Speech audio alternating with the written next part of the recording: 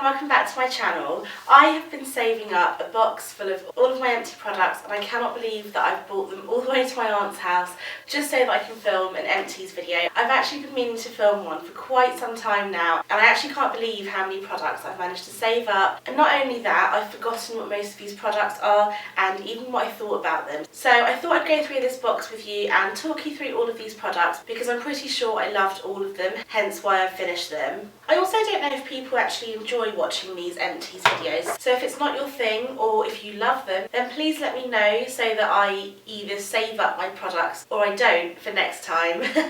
I'm also really sorry if you can hear like an alarm in the background. I think there's a car alarm going off and every time I think it stopped, I start filming and it comes back again, so I really hope it stops this time. I'm going to go through this box and in no particular order as per usual. First of all, I've got the Eucerin Dermo Capillaire Calming Urea Shampoo. This is just a really gentle shampoo. It's for a dry, itchy scalp. In the summer I got sent quite a few different types of hair products to try out and I don't know which one it was, but something really irritated my scalp. I don't normally have an itchy scalp and it wasn't like dandruff, but it was just really uncomfortable and I was constantly itching it, a bit like head lice, but it wasn't head lice, don't worry. And I tried a couple of different medicated shampoos if you like. I found them a bit too strong and then somebody recommended this one. I really liked it. I mean, it's not a shampoo that I'd use on a regular basis and every day. I think it might be sulfate free because it doesn't lather up, and in fact it did leave my hair feeling pretty dry, so I'm not sure how, but it really did work. So if you do have a dry, itchy scalp,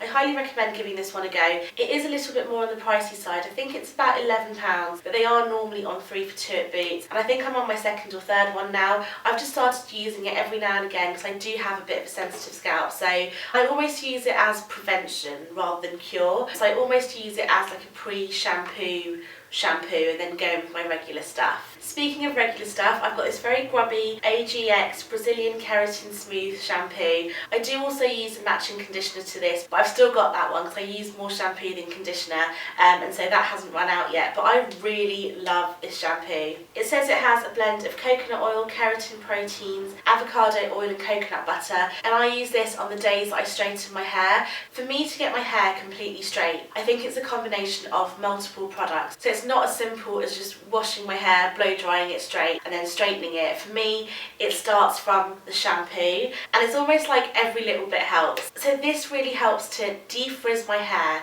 and I feel like the keratin in it kind of makes it a little bit smoother and easier to shampoo. I don't know how it does it, but I've noticed that every single product that I use and the whole combination of them just really helps me cut down on the amount of time it takes to straighten my hair, and it just helps me to straighten it better, if that makes sense. So I really like this and I've gone through loads of them. I think I'm going to do all the hair products first because I can see them sticking up out of the box, but the next one is the Frizzy's Miraculous Recovery Shampoo. I don't love this shampoo, but I don't hate it. Like, it's okay. I have repurchased it a few times, sometimes different ones, because I think some of them have like a pink stripe across the middle. I don't think there's much in it between the pink and the purple ones. Not that I've noticed anyway. The reason I say that I don't love it is because I don't think it's amazing. I don't hate it because it seems to be the best of a bad bunch. I don't know if I'm explaining that very well, but this is a good product and I've been through quite a few of them. I've currently got one in my shower and I just use this on days like today when my hair's naturally curly. Okay, the very final hair product. This is a little bit ridiculous. I don't know why I've saved 3 of these. I'm going to try and balance it like so. I've saved 3 of the same empty container, which just shows you how much of these I go through. This is a Boots own brand curl cream, and this is what it looks like in case you can't see properly. It's really funny because I think I've got the new and the old packaging. This is how old they are. I love this stuff. In fact, it was one of the very first blog posts I ever wrote when I first started blogging because I think it's such an underrated product. This is literally like budget brand, like Tesco value, Asda value, like the cheapest of the cheap. It used to cost about £1. I think it's about £1.50 now, hardly breaking the bank.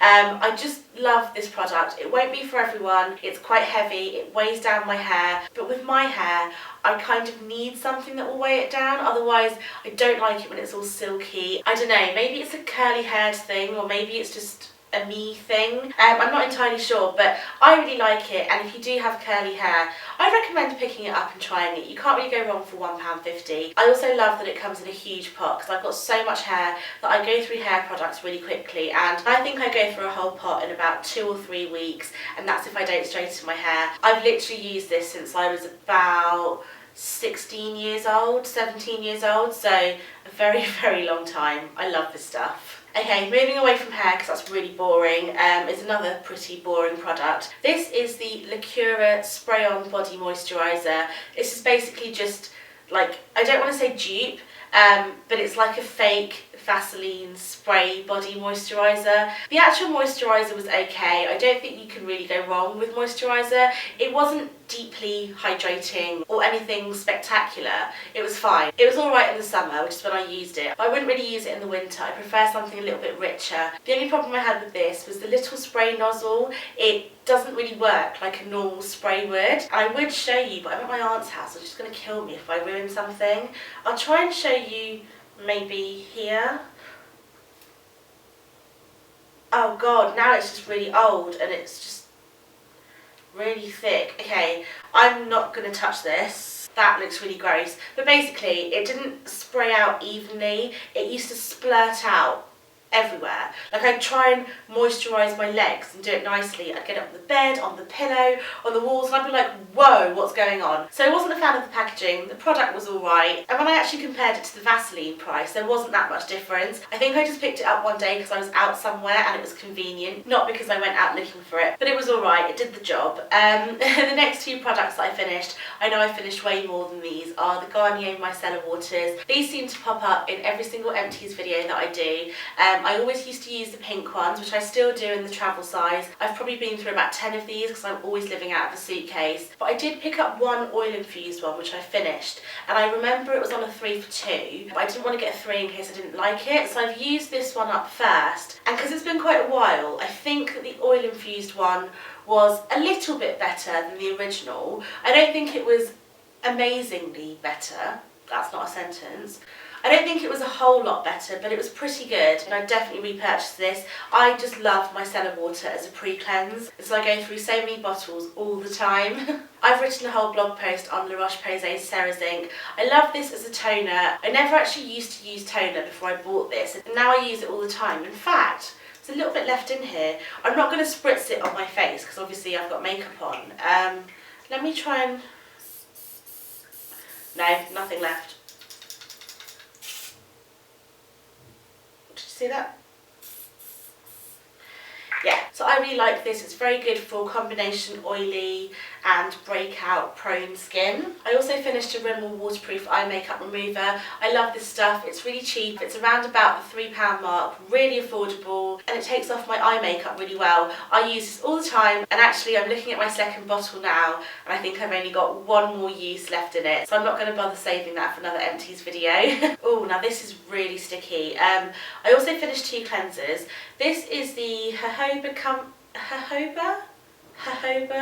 Company Gentle Cleansing Balm. I really liked it. It was really gentle, and then I think over time it got thicker, because obviously when I'm testing skincare I use products for about 6 weeks before I move on to the next thing. I don't necessarily wait for them to finish, and obviously if I love them I go back to them. So I thought I loved this, I went back to it, and you know, sometimes you're just using a product because it's okay, it does the job, but you don't love it, you don't like using it, and this was one of those. I wouldn't repurchase this. Towards the end I was just a bit like, okay, should I just put 25 pumps in my hand so it runs out and wash my face? Obviously I didn't, there's still a little bit of product left in it. I just got a bit bored with this over time, I'm not sure why. It's alright, it just does the job. This one is one of my all-time favourite cleansers. This is the Boscia Subaki Cleansing Oil Gel. Unfortunately, it's not available in the UK. I think it may have been in an empties video before. You can't buy it in the UK, only on Sephora online, and I think their website also ships to the UK. I really like it. It's really gentle on the skin, and it doesn't strip my skin, so it doesn't leave it feeling too dry after I've cleansed. I don't normally use it to take my makeup off unless I'm feeling super lazy. Normally I do the pre-cleanse with Micellar Water water first. But there's just something about this cleanser that I really, really like. But 2 more skincare bits before I move on to makeup. I finished this Nip and Fab Dark Circle Fix eye cream. I loved this eye cream so much, and I was so sad that they discontinued it. I went to go and repurchase it, couldn't find it anywhere. I think I'd originally bought it in TK Maxx, so I tweeted Nip and Fab and they're like, oh yeah, it's been discontinued for ages, and I was like, no, you know, you just find a product that's really good. I mean, I will say that if you do find it knocking around on eBay or something like that, don't buy it because it's probably really old and out of date. But I just really liked the formula of it. It was a really thin gel consistency that was very hydrating. With regards to the dark circles thing, I don't think it did anything, but that's just always the way, isn't it? I also finished an Origins Ginseng Moisturizer. This is definitely a first for me. I hardly ever finish moisturizers. I just have so many hanging around, so I always need to try new ones. I really liked this. I can still sort of smell it. I mean, it's completely empty and I do have a blocked nose, but this was really nice, really lightweight, really hydrating. It sunk into the skin really quickly as well. So it was just such a nice lightweight base for makeup application. I really liked this and I probably would repurchase it, but just not anytime soon because I've got so many other brands that I want to try and just stuff that I need to finish at home as well. Okay, so not long to go now. This is all the makeup bits that are left. I'm going to whiz through these really quickly because I'm sure you've heard me raving about most of these before. I'm sure you all know by now how much I love the NARS Radiant Creamy Concealer. I wear it in the shade Caramel and I'm pretty sure it's the only brand that make this exact shade. I don't know what it is. I've tried so many different things and nothing really compares. I love this concealer. I've been through so many. In fact, I should add, this one's pretty much empty too. So yeah, I go through a lot of these. But yeah, of course I'd repurchase this. In fact, I've got about 3 at home, 2, 3 at home, I don't know.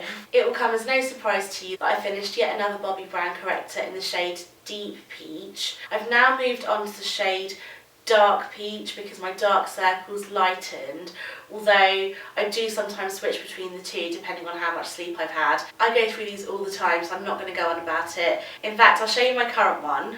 This will be making it to the empty pile very soon too.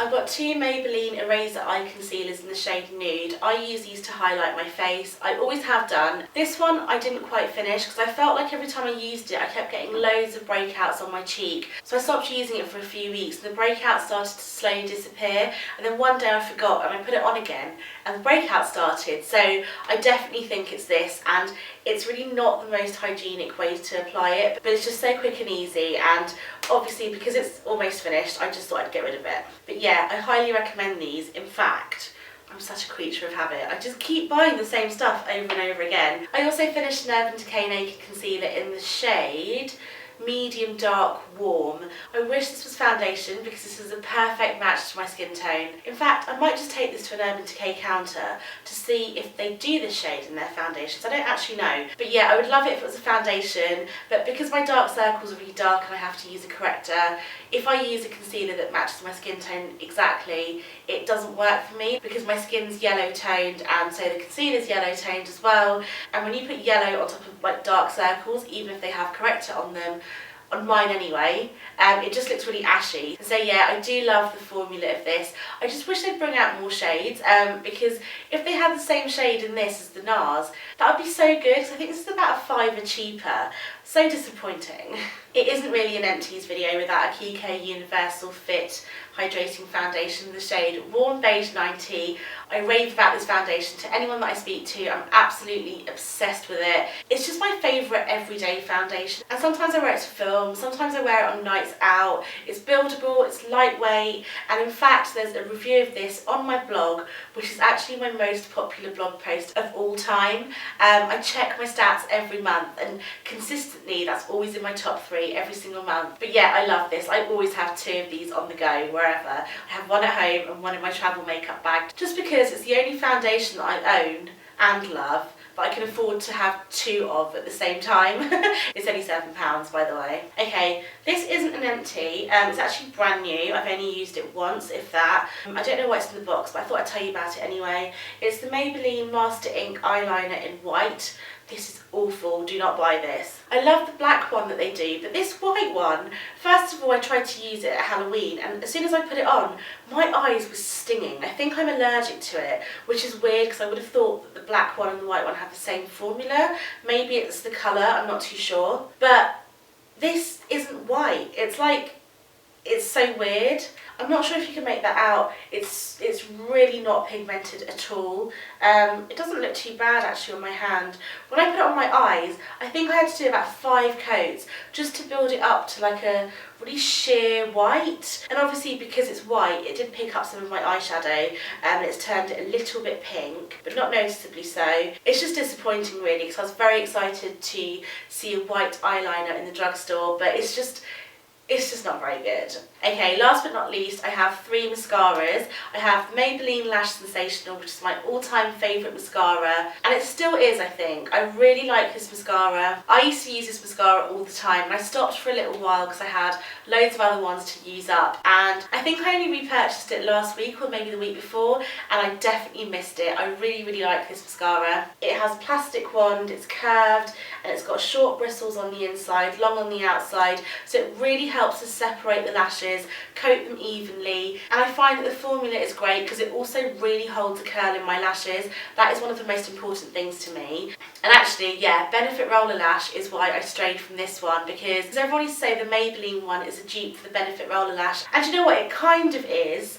I do like them both for different reasons. They do have a similar wand, if you can see. So the Benefit one's also curved, but it hasn't got the super long bristles, and I don't think it's curved as much. So I actually do prefer this wand, but I actually think I prefer the formula of the Lash Sensational. And before anyone tells me to just wash this off and use it with this, I'm not going to do that because I'm just really lazy. They are both really comparable in my opinion, and I'm just not sure that I purchased the Benefit Roller Lash purely because it's £20, I think, and the Maybelline one is probably about £8 or so. And finally, I have the Tarte Gifted Mascara. This has been a very long time that I haven't used this actually, so I can't really remember.